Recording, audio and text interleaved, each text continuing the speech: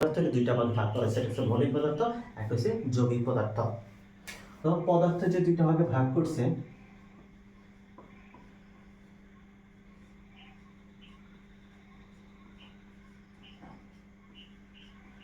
একটা হচ্ছে মৌলিক পদার্থ, একটা হচ্ছে যৌগিক পদার্থ।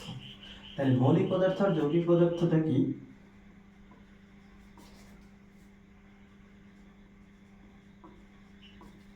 পদার্থকে দুইটা ভাগে ভাগ করছে, একটা হচ্ছে মৌলিক পদার্থ, একটা হচ্ছে যৌগিক পদার্থ। মৌলিক পদার্থ যে পদার্থটারে তুমি যতই ভাঙো না কেন অথবা যতই বিশ্লেষণ করো না কেন, সেখানে ওই পদার্থটা ছাড়া আর কোনো পদার্থ পাবে না, তো সেটা হচ্ছে আমাদের মৌলিক পদার্থ।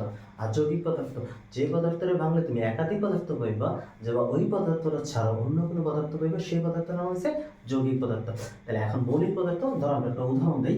ধরো তোমার কাছে, ধরো উদাহরণ দিই, তোমার কাছে ধরো লোহা আছে। এখন তুমি লোহাকে যতই টুকরা করো না কেন, যতই ছোট ছোট ভাগ করো না কেন, সেখানে তুমি লোহা ছাড়া, লোহার টুকরা ছাড়া কিছুই পাবে না। তার মানে তুমি দেখলে কি, লোহাকে ভাঙ করে এরকম অনেক পদার্থ আছে, যেই পদার্থের ভাঙলে তুমি সেখানে অন্য কোনো কিছুই আর পাবে না। তো সেটাই শুধু ওই পদার্থের পাইবা। যেমন লোহাকে ভাঙলে তুমি লোহা ছাড়া আর কিছুই পাইবে না, তো সেই পদার্থের নাম হচ্ছে মৌলিক পদার্থ। যৌগিক পদার্থ যে পদার্থের নাম তুমি অনেক কিছু পদার্থ পাইবা, সেই পদার্থের নাম হচ্ছে যৌগিক পদার্থ। তো যৌগিক পদার্থের একটা যদি নাম দিই, ধরো আমরা একটা পানির নাম দিই।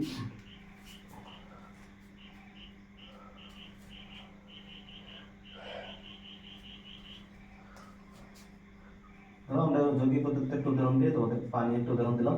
পানি, তো পানিটা কি কি দিয়ে তৈরি তোমরা জানো? পানিটা হচ্ছে হাইড্রোজেন,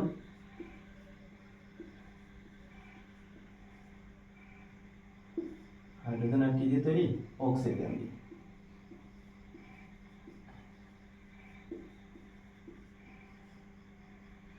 পানিটা হাইড্রোজেন আর অক্সিজেন দিয়ে তৈরি। তাই পানিটার বিশ্লেষণ করলে, যেটা আমরা এভাবে করতে পারি না, সেটা আমরা রাসায়নিক বিজ্ঞান আকারে করতে হয়। হাইড্রোজেন এবং অক্সিজেন পাওয়া যায়।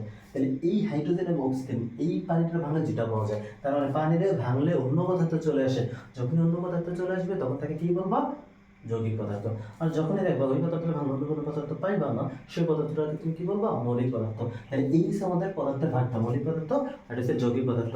তাহলে মৌলিক পদার্থ এবং যৌগিক পদার্থ সম্পর্কে কোনো ধারণা ক্লিয়ার?